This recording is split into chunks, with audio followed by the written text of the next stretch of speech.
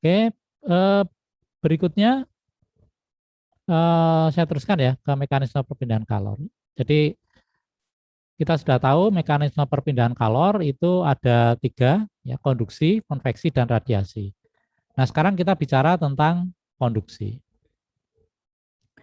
Konduksi itu definisinya itu adalah perpindahan kalor dari satu permukaan ke permukaan yang lain. Ya, boleh ditambahi melalui suatu media atau medium gitu ya. Ini mediumnya di sini. Ini mediumnya. Yang abu-abu ini mediumnya. Jadi konduksi itu perpindahan kalor dari dinding ini, ya, dinding yang ini tuh ya, ke dinding yang ini, dari dinding satu ke dinding dua. Ya, kalau kita beri angka di sini,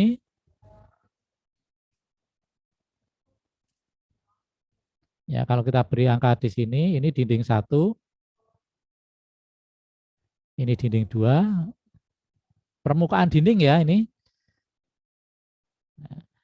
Nah, medianya itu bisa bisa padat, bisa gas. Ya, boleh. Ya. Tapi prinsipnya itu perpindahan kalor dari satu permukaan ke permukaan yang lain. Ya. Nah, persamaannya seperti ini. Ya, jadi Ki konduksi itu dihitung berdasarkan ini. Selalu ada perbedaan temperatur. Nah, kalau tidak ada perbedaan temperatur, maka tidak bisa berpindah. Kalornya tidak bisa berpindah.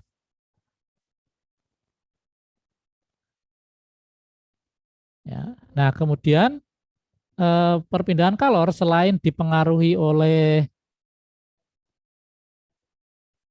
tebal dinding ya, delta X ini, ya, di delta X, nanti kita akan tahu juga makin tebal itu makin lambat perpindahan panasnya. Ya, dipengaruhi oleh delta X, delta T, ya, semakin besar perbedaan temperaturnya maka makin cepat perpindahan kalornya. Kemudian di sini ada K. K ini adalah sifat dari material yang dilalui kalor ini. Ya. Ini disebut dengan konduktivitas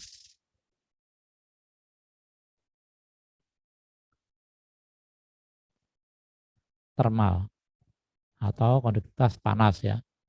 Ini sifat material. Nah, K ini kalau temperaturnya naik, maka nilai K-nya ini turun. Ya, jadi ini sama-sama kalau kita lihat ya, eh,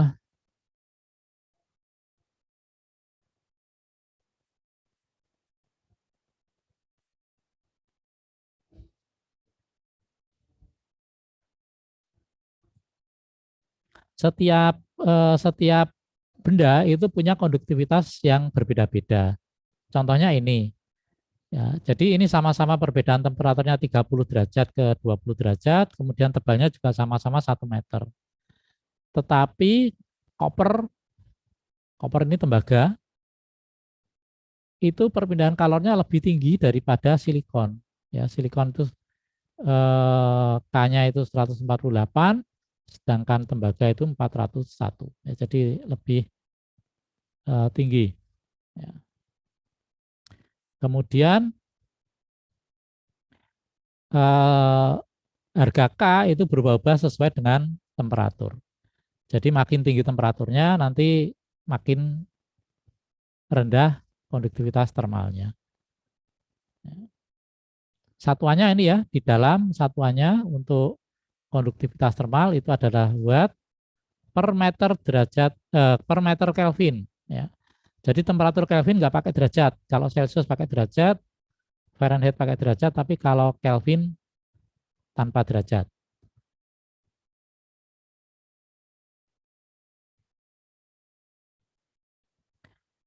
Nah, sekarang kita masuk ke konduksi.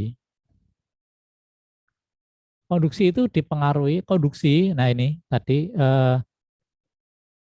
perbedaan dengan ya ini masih konduksi ya.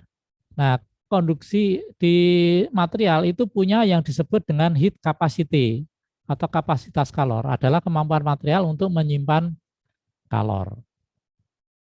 Ya, itu satuannya ini ya, rho kali Cp. Ya ini mudah.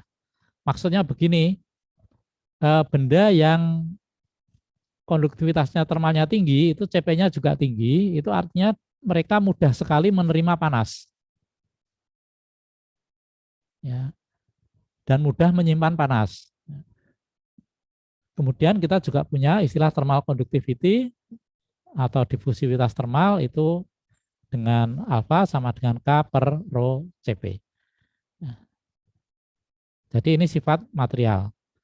Oke, kita coba cepat saja. Nah, konveksi sekarang. Nah, tadi begini perbedaannya. Kalau konveksi itu coba perhatikan baik-baik ya istilahnya. Konveksi itu adalah perpindahan kalor dari permukaan suatu benda padat ke fluida, cair maupun gas. Ingat ya, perhatikan baik-baik ini. Perpindahan kalor dari permukaan benda padat ke fluida atau sebaliknya.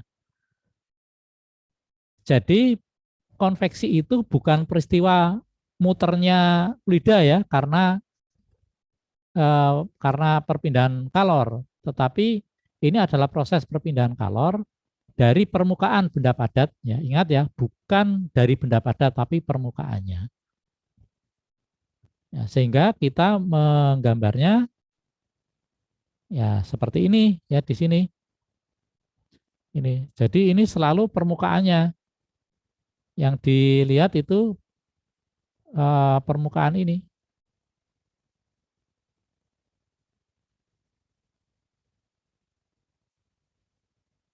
permukaan ini ya ke fluida. Ini fluidanya mengalir, boleh tidak ya. Tapi ini ya kita kasusnya ini mengalir. Nah, kalau kita sudah mulai berbicara tentang fluida yang mengalir seperti ini, ya kita mesti bicara tentang mekanika fluida. Nah, di mekanika fluida itu kalau suatu pelat begini ya, pipa lah misalnya pipa, ini misalnya pipa seperti ini,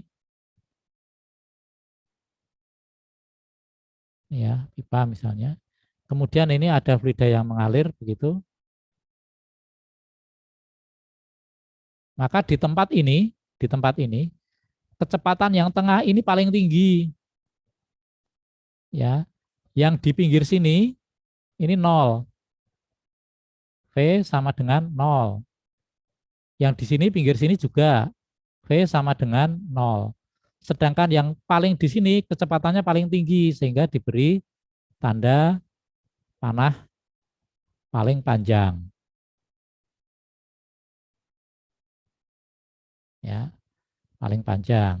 Yang di sini berkurang kecepatannya ya sehingga nanti bentuk kecepatannya seperti ini. Di tempat ini loh ya, di garis ini. Ini bukan bentuk fluidanya. Ya. Nah, ini maksudnya kalau kita punya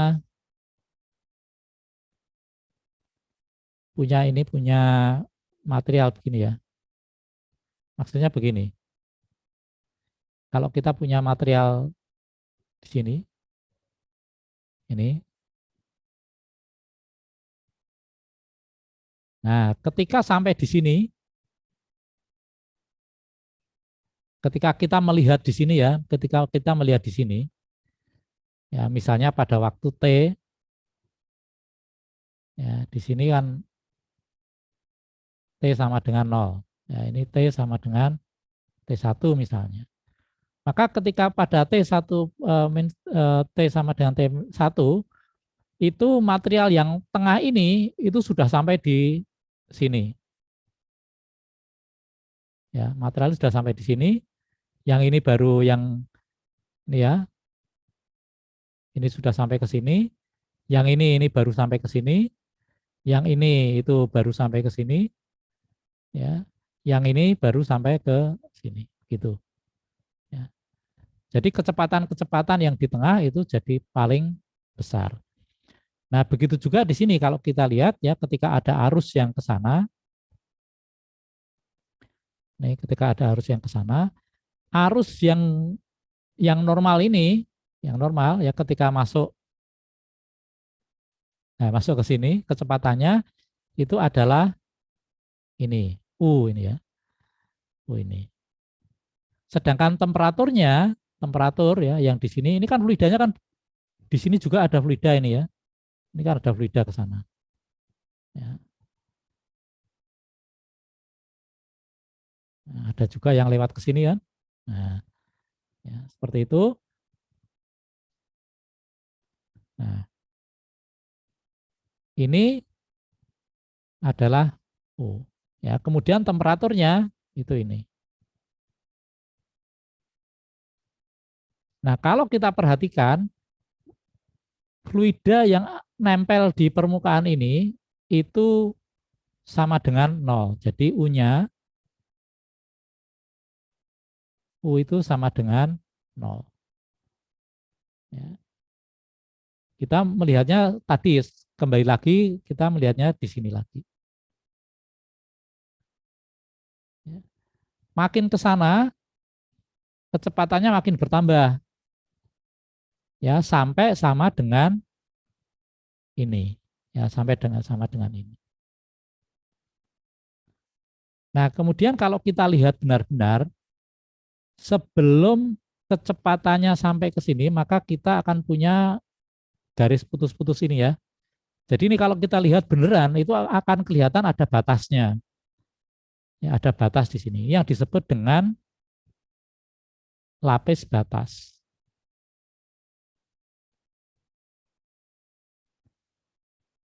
Atau disebut juga dengan boundary layer. Ya. Nah, distribusi temperaturnya seperti ini. Ya, karena ini kan yang panas kan permukaan di sini. Ya. Nah, permukaan di sini itu yang paling panas.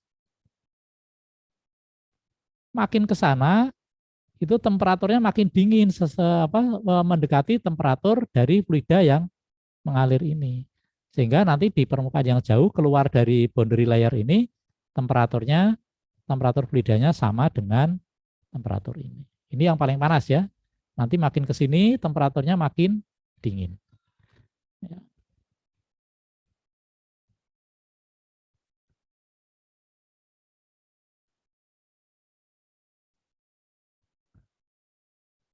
Nah, eh, lewat ya. Nah, sebelum terus ya, konveksi itu persamaannya itu disajikan seperti ini.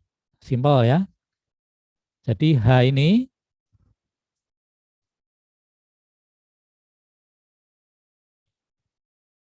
ini adalah koefisien konveksi. Sedangkan AS ini itu luas permukaan benda. Ya, perhatikan ya, sekali lagi tadi konveksi itu berhubungan dengan permukaan. Ya, TS ini ya, ini temperatur permukaan, ini temperatur fluida bebas. Fluida bebas. Fluida bebas itu maksudnya yang di luar boundary layer ini ya, yang di luar boundary layer karena sudah tidak terpengaruh oleh permukaan benda ini. Ya. Nah, konveksi itu ada dua jenis. Yang pertama konveksi paksa, ini paksa. Ini contohnya ya kipas angin ini ya, telur panas dikipasi. Ya, itu konveksi paksa. Sedangkan kalau telur panas itu dibiarkan saja, itu namanya konveksi alamiah.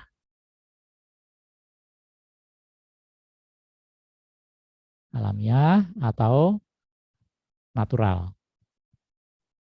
Ya.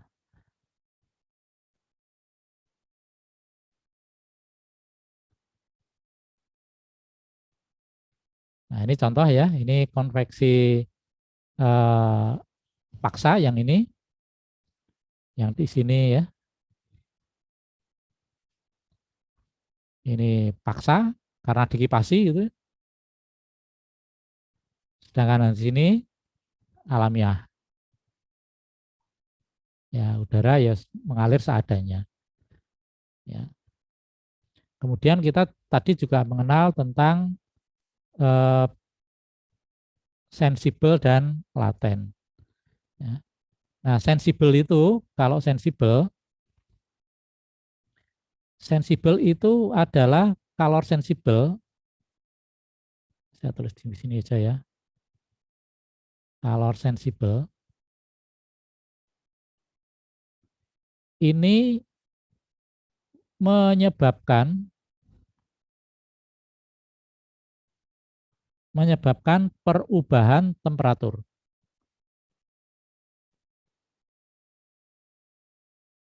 Perubahan T ya, perubahan temperatur. Tapi kalau kalor laten ini menyebabkan perubahan fasa.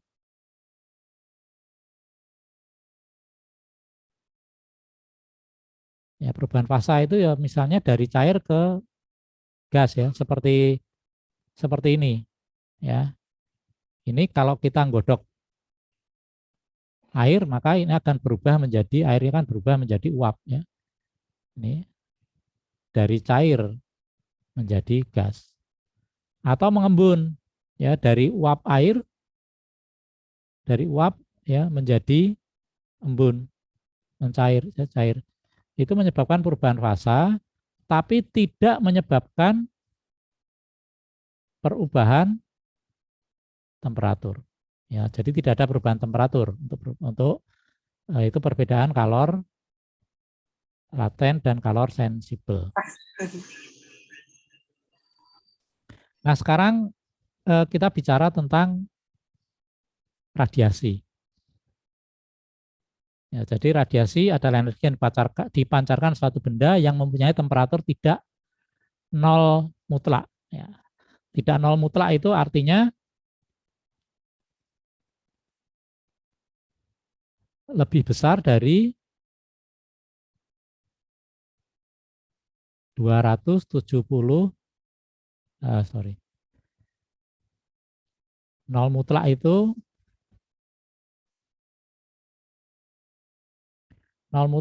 minus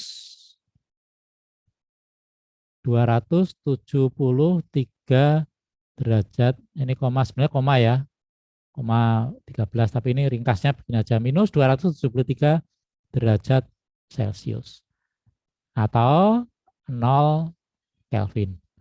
Nah, setiap benda yang temperaturnya itu lebih dari 0 Kelvin, maka dia akan bisa memancarkan radiasi.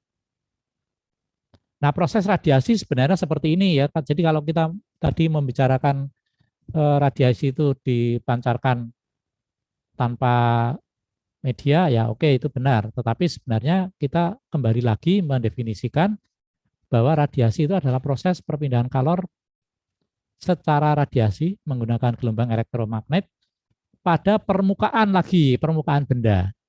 Ya, jadi selalu ada permukaan benda. Nah, proses radiasi itu prosesnya sebenarnya ada dua, tidak hanya satu, ada dua. Yang pertama itu permukaan benda itu menyerap ya, juga memancarkan itu. Ya, juga memancarkan. Ya, jadi menyerap dari lingkungan juga memancarkan dari lingkungan. Nah, besarnya, jadi ini akhirnya permukaannya akan menyerap kemudian memancarkan. Nah, jumlah yang diserap itu ini. Alfa ini adalah tadi kemampuan untuk menyerap kalor, ya, absorptivitas. Kemudian untuk memancarkan itu dipengaruhi oleh ini. Ya, ada ini, ini disebut emisivitas. Kalau ini tadi alfa tadi absorpsivitas. Ya. Kalau ini kemampuan untuk memancarkan, mempengaruhi pemancaran radiasi. Kalau ini mempengaruhi penyerapan radiasi. Ya, jadi ini persamanya simpel. Ya. Sehingga total radiasi yang dipancarkan atau diserap itu seperti ini ya persamaannya. Ya, ini simpel-simpel saja, masih simpel. Nah, perpindahan panas itu tidak pernah satu mode. Ya, jarang sekali dijumpai perpindahan kalor kok hanya satu mode. Biasanya minimal selalu ada dua mode. Ya, selalu bareng. Ya, jadi misalnya ini ya permukaan seperti ini. Kalau kita punya permukaan benda begitu ya, kalau ini bendanya lebih panas daripada lingkungannya, maka dia akan melakukan dua mode perpindahan kalor. Ya.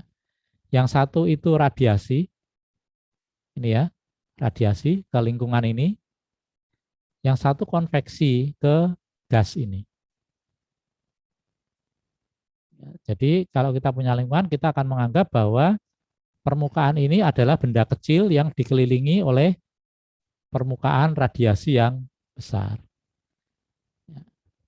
Nah, ini ada 3 perpindahan kalor yang berlangsung di sini. Jadi ini ada pipa gitu ya. Ini ada fluida yang mengalir ke sana ya dengan temperatur T ini. Ya, di sini ada sumber panas. Ya, Anda perhatikan di sini. Yang namanya konduksi adalah perpindahan kalor dari dinding ini ke dinding ini. Ya. Distribusi temperaturnya seperti ini. Makin ke sini temperaturnya makin rendah. Sedangkan sebaliknya pada T2 ke sini itu distribusinya seperti ini. Ya, melengkung. Ya, kalau dari sini ini konduksi, maka yang keluar di sini adalah radiasi dan konveksi. Ini kasus untuk fluida yang sama juga misalnya ini kalau kita ngerebus air nih. Ini kita punya panci ya. Nah, kita punya panci ini. Ini air ya. Kemudian ini kita bakar. Ya, kita panasi. Nah, di sini kita akan menemui 2 moda. Ya, yang satu adalah radiasi, yang satu dari panas ini, gas panas ini ke dinding ini ya, ke dinding ini itu konveksi. Ya. Kemudian dari sini ke sini ini konduksi, sedangkan dari dinding ini ke air itu konveksi. Ya. Nah, sebagai konsekuensi memang cairan yang panas itu akan mengalir ke atas ya, sedangkan yang dingin turun. Tapi yang namanya konveksi bukan aliran ini loh ya, tapi perpindahan kalor dari permukaan ini ke air. Jam berapa ya sekarang? Ya, 10 menit lagi ya, supaya kita sempat maghrib.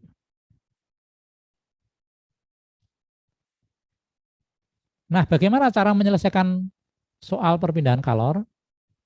Ya, jadi Anda harus melaksanakan ini ya, 7 langkah ini. Yang pertama itu Anda harus menyusun apa yang sudah diketahui.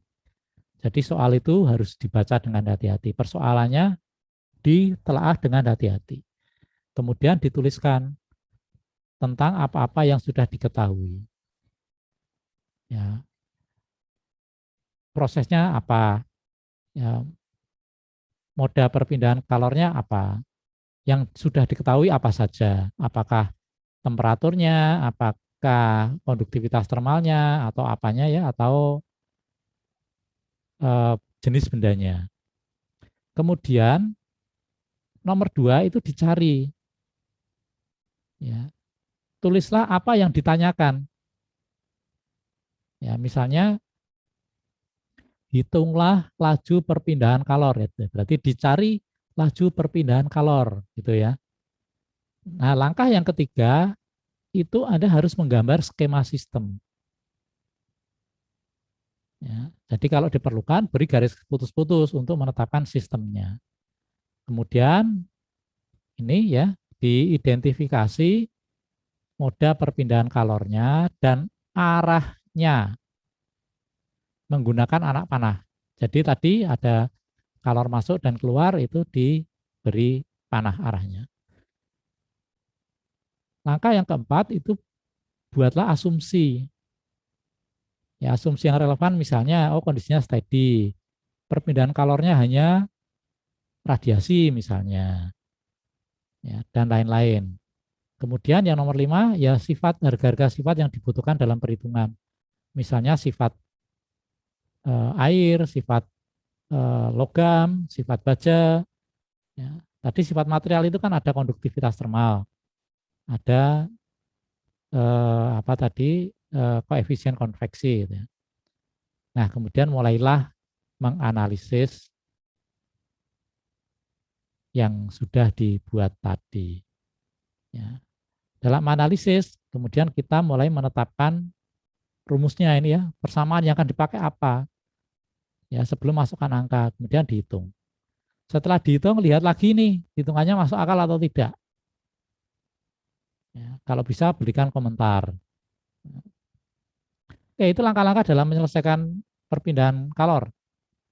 Ya, jadi kalau Anda nanti dapat soal, dapat tugas, ya seperti ini cara mengerjakannya. Ya. Ini contohnya. Contoh soalnya pasti soalnya kebanyakan seperti ini, soal cerita. Ya, proses pelapisan permukaan sebuah plat dilakukan dengan pemanasan atau curing, cure ya, menggunakan lampu inframerah yang memberikan iradiasi atau penyinaran 2000 watt per meter persegi. Plat menyerap 80% iradiasi dan mempunyai emisivitas 0,5. Selain itu, plat juga terkena aliran udara 20% dan berada pada lingkungan besar 30%. Jika koefisien konveksi antara plat dengan udara sebesar 15 watt per meter persegi Kelvin, berapa suhu permukaan plat. Nah ini yang sudah diketahui kan ini. Ya ini diketahui. Yang diketahui adalah pemanasan dengan lampu inframerah. Ya, dayanya, energinya 2000 watt per meter persegi. Plat menyerap 80%, berarti tadi alfanya, absorbivitasnya 80%. Emisivitasnya ini 0,5. Dialiri udara, berarti udara yang mengalir itu temperaturnya 20%, kemudian pada lingkungan 30%. Jadi dari sini kita bisa menduga bahwa perpindahan kalornya itu ada dua, konveksi dan radiasi.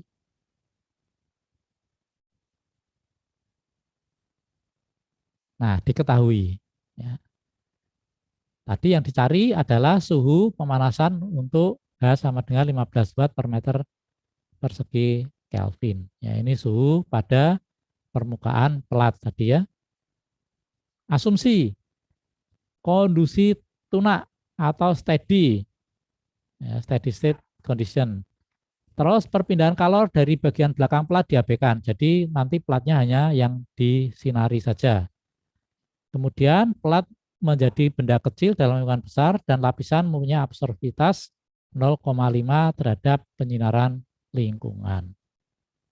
Nah, gambarnya seperti ini ya.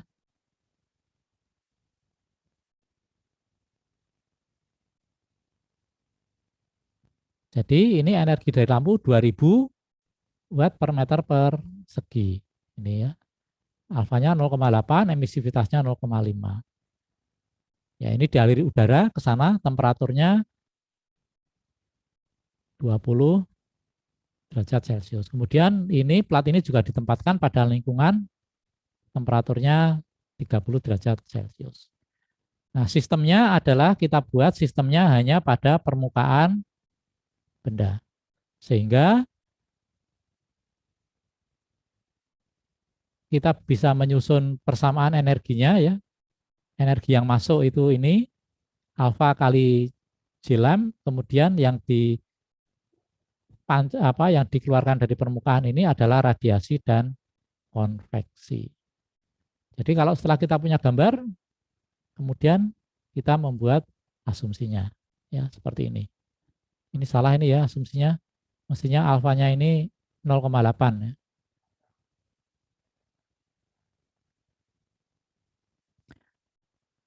Oke, nah suhu plat dianggap isotermal, jadi semuanya sama sehingga ini kita punya persamaan energi E in dikurangi O sama dengan 0. Sehingga persamaannya menjadi seperti ini.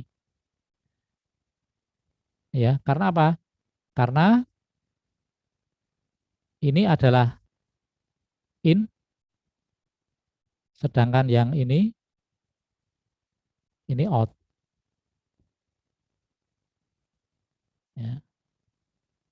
Nah, persamaannya kemudian kita sudah tahu bahwa untuk konveksi itu seperti ini persamaannya, kemudian untuk untuk apa? Radiasi seperti ini. Sehingga kita menghitung ini absorb 80% tadi alfa, ya ini alfa 80%, kemudian G-nya itu 2000, ya H ini 15, kemudian emisivitas ini 0,5, kemudian sigma ini adalah konstanta Boltzmann ini ya, ini konstanta Boltzmann, kemudian T surroundingnya tadi 30 derajat, ini mutlak, ingat temperatur mutlak 273, jadi yang di sini itu adalah Celcius ya, 30 derajat Celcius ditambah 273 Kelvin. Yang ini juga sama, yang ini itu hasilnya adalah dari temperatur tadi fluida udara ya, 20 derajat Celcius ditambah 273 Kelvin. Nah, dari penyelesaian tadi, persamaan ini, ya kita mendapatkan bahwa temperatur permukaan dari plat tadi itu 377 Kelvin atau sama dengan 104 derajat Celcius ya. Ini 104 ini asalnya dari 377 dikurangi 273 Kelvin. Ya. Nah, dari persamaan ini sebenarnya kita nanti akan dapat persamaannya begini. A kali T pangkat 4 ya, ditambah B sama dengan BT ya sama dengan 0. Nanti persamaannya seperti ini dan ini kita pecahkan nanti A ini kita hitung dari angka-angka ini, dari angka-angka ini semua, B juga sama ya dari angka-angka ini. B itu diperoleh dari sini. Ini plus C ini maksudnya ya. Ini plus C sama dengan 0 gitu. Ya. Ya, kemudian T pangkat 4, A-nya A itu diperoleh dari sini. Gitu ya. C-nya diperoleh dari sini. Jadi persamaannya nanti kan ini A, ini sorry, ini C ya. Ini C, ini A, ini B.